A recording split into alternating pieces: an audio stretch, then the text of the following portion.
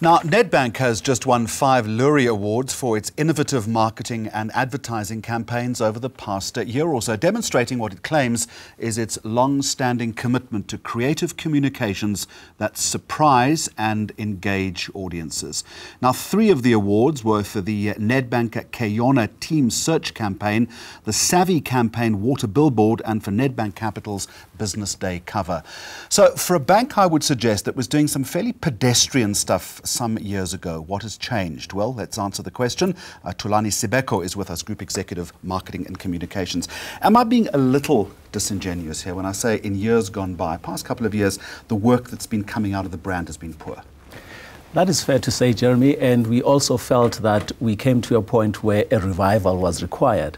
And it was at that time that, in addition to relooking from the inside, we partnered with Joe Public, and the partnership has been tremendous, and the work that has been honored is partly attributed to that. And we're going to work through some of the campaigns in just a moment, but in terms of that revival, these days in a parity market when it comes to the financial services sector, what kind of tone do you need to adopt with consumers? It's changed, hasn't it? Yes, things have changed, but the principles remain the same. What we find is that the closer we are to our consumers' pain points, the more relevant we become. Secondly, we find that what works most is when we are authentic. When there's an alignment between who we are and what we do, then the messaging sticks much better. It's always troubling when you see a major disconnect between what the brand is and what it's trying to say. And the great challenge for brands worldwide these days is to find that authentic voice. Yes, it's very challenging to get to, but once you crack it, it's best to stay close to it. Okay, let's look at Yona first of all. You entered a crowded sports environment and you did something different. What was the thinking behind that? The first thing is that we chose a property that demonstrates what the brand stands for. We are about enabling people to achieve their goals. And this was an amplification of the Yona Cup already. And what we added here was an opportunity for soccer players who may not have been noticed to have an opportunity to play against the professional teams. And I mean, effectively, these were people with big dreams. I mean, not literally people off the streets, but people who had some talent who could be molded into something to achieve those dreams. Very risky idea. It is, because you can never predict how it's going to end. But, you know, you plan for the outcome you seek. For example, we employed professional coaches to make sure that they bridge the natural talent to the expertise that they seek to play with the best. All right, let's move on to the water billboard. It's a bit over the top, isn't it? Hey? Not really. You know, when you think of outdoor media, it's a very passive media for the most part. You look at it, it doesn't speak back to you. And yet there's such clutter to break through. What we found special about this is that the technology first had not been used ever in South Africa. But the best part is that not only people do they consume passively, through sending an SMS, expressing what their rainy day goals are, they could see that being played back through the falling rain. Is there, I mean, is it worth the cost? I mean, I'm assuming that an execution like this doesn't come cheap. It doesn't come cheap, but, you know, when you consider that advertising and entertainment are inseparable, because you have to emotionally connect. You have to reward people for the time they afford your brand to engage with. So sometimes you have to invest more to go beyond the pedestrian that you're referring to All earlier. right, the other one was for a cover that you did for Nedbank Capital for Business Day. Does that mean that Nedbank still believes in the power of print? Very much so. What we believe is that while there are different channels that will keep on emerging, the reality is that clients have a choice and they migrate from one channel to the other. And what we did with the Business Day cover ad was, you know, testament to our sustainability credentials, but recognizing that, you know, we need a way of just stopping the consumer, the reader, to be noticed with the content that we had. Well, good luck, and thank you very much for joining us. Tulani Sibeko, Nedbank, Group Executive Marketing and Communication. Now, finally this week, pushing the notion of brand activation to the absolute limit. The Red Bull X-Fighters Freestyle Motocross World Tour coming to South Africa for the very first time after being in Madrid, Dubai and also in Osaka as well as Munich. The 2014 series final was staged on the lawns in front of the Union Buildings in Pretoria. Experiential agency VWV staged the event, and we're going to take you behind the scenes.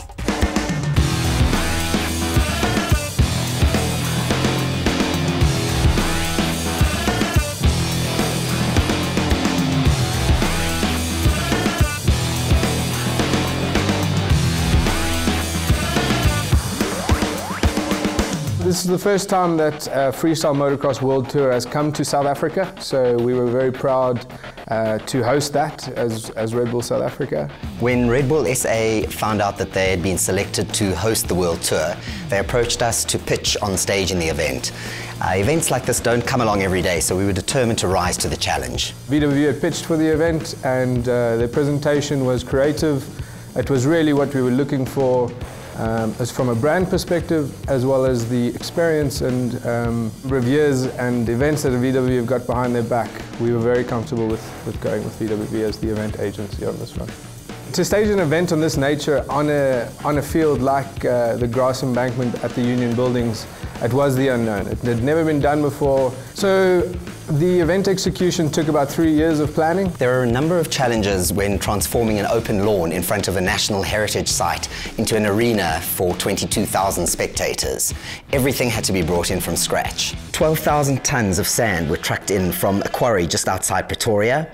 We brought in the security fencing, production offices, generators, kitchens, toilets, medical facilities. We built the largest temporary grandstand in South Africa. We made park and ride facilities. We installed Wi-Fi capability, and the list is endless. Everything had to be planned to the finest detail to ensure a world-class experience.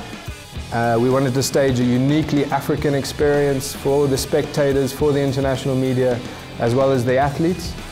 And we wanted to deliver a really professional event that would meet world-class standards. We take the input from the creative team at VWV very seriously when we look at staging our events, as well as the professionalism that VWV bring to the party on our events. The consumer experience is key to the Red Bull brand, so we feel very privileged to have Red Bull as a client who is more of a partner that trusts us and allows us to do our very best work. The things that we could control worked very well, but even the uncontrollables fell into place very nicely for us. The weather was perfect on the day, but more importantly, the fans rocked up, and the fans rocked up with a great energy, and that added to a part of the event that I didn't really expect. And the general feedback amongst the Red Bull X-Fighters team that travel around the world is that we were very well prepared. We over-delivered on a lot of the expectations from the international team. The media coverage of the event was extraordinary. We received front-page coverage in 10 local publications. We were broadcast in 32 countries around the world, with viewership figures reaching over 76 million. Generally, the event exceeded all our expectations. I do feel we've achieved all our objectives, and we're looking at how we can go bigger and better, not just with Red Bull X-Fighters in future, but also with other events.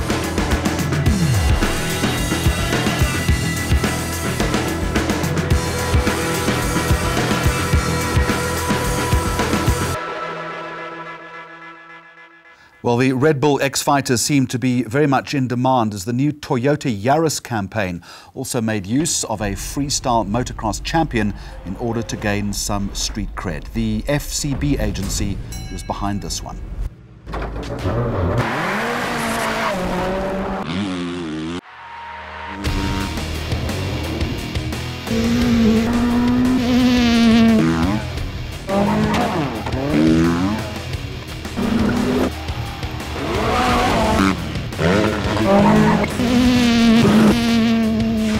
Not bad, but can you do a backflip? Can you do it in reverse? The all-new and exciting Toyota Yaris. Own it. And that's this week's programme. If you missed an episode, you can go to our YouTube channel. You can also stay in touch with us through Facebook and on Twitter. Goodbye, and thank you for watching.